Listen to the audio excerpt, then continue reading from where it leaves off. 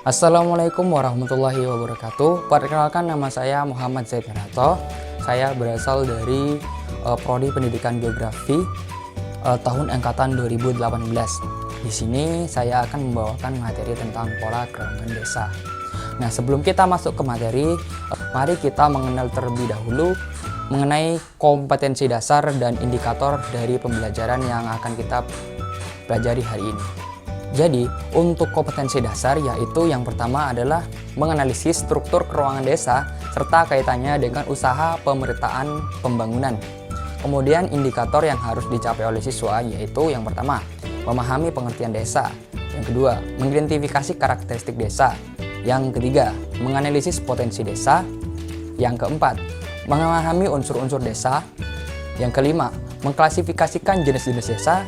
Dan keenam, menganalisis pola keuangan desa. Masuk kepada materi yang pertama, kita akan mengenal apa sih pengertian desa itu.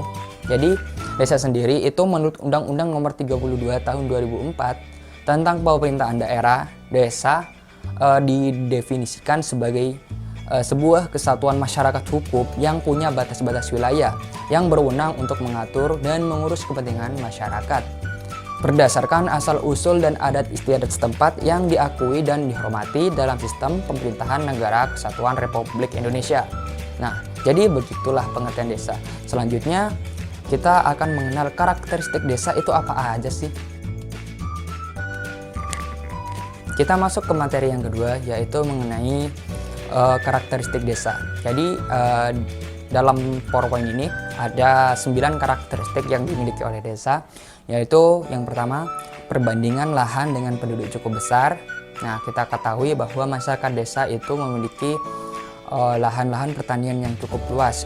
Jadi di antara penduduk itu ada yang memiliki ada yang luas, ada yang kecil, ada yang menengah untuk luasnya.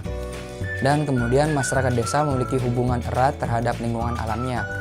Yang ketiga, cuaca dan iklim memiliki pengaruh besar bagi petani untuk menentukan musim tanaman. Kemudian yang keempat, keluarga desa merupakan satu unit sosial di desa yang jumlah penduduknya tidak begitu besar. Artinya di dalam desa sendiri itu jumlah penduduknya mungkin tidak mencapai sampai puluhan ribu orang. Mungkin hanya bisa sekitar 7.000, 6.000, bahkan bisa di bawah 1.000 orang. Kemudian yang kelima, struktur ekonomi lebih dominan ke agraris atau pertanian. Kemudian yang keenam yaitu masyarakat desa merupakan suatu paguyuban. Yang ketujuh, proses sosialnya berjalan dengan lambat. Yang dimaksud proses sosial di sini artinya saling tukar informasi antara masyarakat di desa itu masih sangat minim. Yang kedelapan, umumnya warga di desa itu berpendidikan rendah. Dan yang terakhir yaitu masyarakatnya sangat berpegang teguh kepada adat istiadat dan norma. Nah, kemudian ada unsur desa. Nah, dalam unsur desa ini terdapat 3 bagian, yaitu yang pertama ada wilayah. Nah, wilayah ini dibagi menjadi 3, yaitu tanah, letak, luas, batas, bentuk, dan topografi. Kemudian ada penduduk. Di dalam unsur penduduk ini, desa itu harus memiliki yang namanya jumlah penduduk, kepadatan penduduk, persebaran, dan mata pencaharian. Kemudian yang ketiga, yaitu tata kehidupan. Tata kehidupan ini meliputi sifat gotong royong, adat istiadat, tradisi, aturan, dan norma atau hukum informal yang berlaku di desa tersebut. Nah, untuk klasifikasi desa sendiri ini terbagi menjadi 4 bagian. Yang pertama yaitu berdasarkan potensinya, yaitu wilayah desa dengan potensi tinggi. Yang kedua ada wilayah desa berpotensi sedang, dan yang ketiga wilayah desa berpotensi rendah. Sedangkan berdasarkan perumusan kebijaksanaan pembangunan ini terbagi menjadi 3 ya. 3 yang diantaranya ini desa cepat berkembang, desa potensial berkembang, dan desa tertinggal. Sedangkan untuk selanjutnya yaitu desa berdasarkan aktivitasnya, yaitu ada desa agraris atau pertanian, desa industri yang masyarakatnya kebanyakan bekerja di sektor industri, yang kemudian ada desa nelayan. Dan kalau desa nelayan ini otomatis berada di daerah pinggiran pantai. yang terakhir yaitu berdasarkan ikatannya ada 3, desa genealogis, yang kedua desa teritorial, dan yang ketiga yaitu desa campuran. Kemudian kita akan membahas mengenai apa sih potensi desa. Nah, potensi desa itu dibagi menjadi 2, yaitu potensi fisik dan potensi non-fisik. Berikut ini adalah potensi desa secara lengkap. Kita akan membahas yang pertama, yaitu potensi fisik. Potensi fisik ini dibagi menjadi 5. Yang pertama, tanah subur.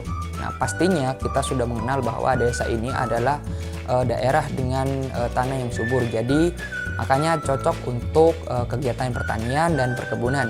Kemudian memiliki banyak sumber air. Nah, kalau ini sudah tidak dipungkiri bahwa karena kebanyakan masyarakat desa mayoritas pertanian dan tanah yang subur, pastinya juga memiliki banyak sumber air. Dan yang ketiga, iklim dan angin yang baik untuk pertanian. Kayak Indonesia sendiri itu adalah negara agraris yang dimana iklim dan cuacanya ini adalah tropis yang sangat mendukung untuk kegiatan pertanian, khususnya yang ada di desa ya. Kemudian yang keempat, adanya pertanian dan peternakan yang cukup. Yang terakhir yaitu penduduk sebagai sumber tenaga kerja, yang dimana artinya di sini adalah penduduk ini bisa bekerja sebagai petani, peternak, ataupun bisa juga bekerja ke kota sebagai sumber tenaga kerja. Yang kemudian potensi non-fisik. Untuk potensi non-fisik ini adalah berupa masyarakat desa itu sendiri dan lembaga-lembaga sosial serta aparatur desa. Yang maksudnya di sini ketiga elemen tadi itu saling bersinergi untuk memajukan desa. Jadi itulah yang dimaksud potensi non-fisik desa. Nah, selanjutnya kita akan membahas mengenai apa sih perkembangan desa. Nah, perkembangan desa sendiri ini dibagi menjadi 4. Yang pertama ini tahap desa ya, tahap desa tradisional. Desa tradisional disebut juga pradesa yang merupakan tipe desa pada masyarakat suku terasing. Masyarakatnya masih sangat bergantung ke alam dan memiliki sistem sosial yang tertutup. Contoh dari desa tradisional ini ada di masyarakat Baduy yang ada di Banten. Mereka itu adalah masyarakat desa tradisional yang memiliki sistem sosial tertutup. Kemudian yang kedua ada desa swadaya. Nah, desa swadaya adalah sebuah desa yang masih memiliki berbagai situasi yang terbatas. Intinya desa swadaya ini tingkatnya di atas dari desa tradisional tadi. Nah, di desa swadaya ini juga penduduknya masih terikat dengan adat istiadat. Lembaga-lembaga masyarakatnya seperti lembaga pemerintahan itu masih sangat sederhana dan kebanyakan tingkat pendidikannya masih sangat rendah. Yang ketiga ini ada desa swakarya. Desa swakarya memiliki ciri seperti adat istiadatnya ini sudah berkurang. Artinya masyarakatnya sudah mulai ingin maju, sudah mulai terbuka, dan mereka ini sudah beradaptasi dengan yang namanya teknologi dan peralatan canggih, serta sudah tidak terisolasi seperti halnya desa swadaya. Yang terakhir ini ada desa swasembada. Nah, desa swasembada sendiri adalah sebuah desa yang paling maju di antara ketiga desa tadi. Nah, di desa ini biasanya berada di kota kecamatan atau dekat dengan kawasan perkotaan.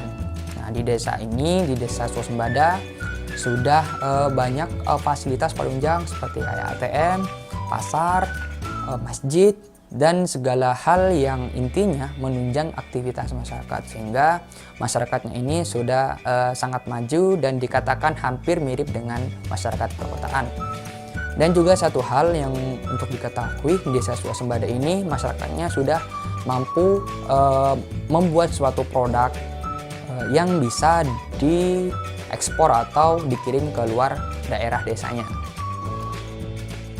Selanjutnya kita akan membahas mengenai apa sih pola keuangan desa. Nah, pola keuangan desa ini dibagi menjadi 3. Secara umum ini ada 3, yaitu yang pertama di pedesaan itu ada pola pemukiman menyebar, yang kedua ada pola pemukiman memanjang atau linier, yang ketiga yaitu pola pemukiman mengelompok.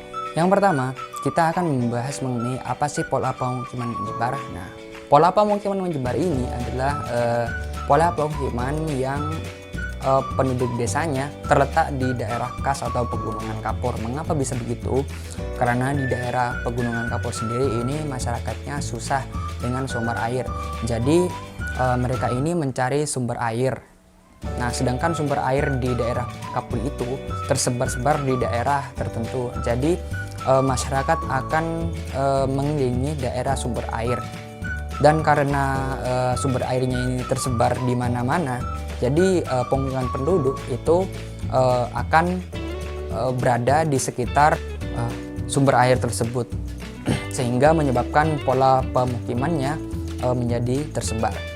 Kemudian yang kedua yaitu pola pemukiman memanjang. Nah, pola pemukiman memanjang ini biasanya berada di beberapa jalur utama seperti sungai, pantai, dan jalan.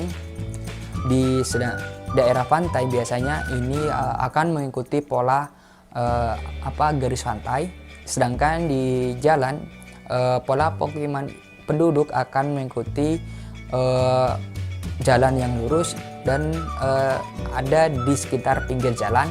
Kemudian kalau di sungai, pola pemukiman masyarakat desa itu akan berada di sekitar bantaran sungai.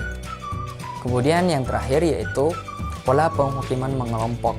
Pada pola ini, penduduk desa membangun rumahnya pada wilayah yang terpusat. Hal ini bertujuan agar mereka lebih mudah bertemu atau berkumpul. Letak pengelompokan ini biasanya berada di daerah strategis seperti persimpangan jalur transportasi. Nah, selain persimpangan jalur transportasi tadi, pola pemukiman mengelompok ini juga bisa ada di sekitar daerah terminal, alun-alun, ataupun seperti bandara dan pelabuhan. Mungkin sekian untuk materi yang bisa saya jelaskan dalam video ini. Bila ada kekurangan, mohon maaf sebesar-besarnya. Terima kasih untuk yang sudah menonton. Wassalamualaikum warahmatullahi wabarakatuh.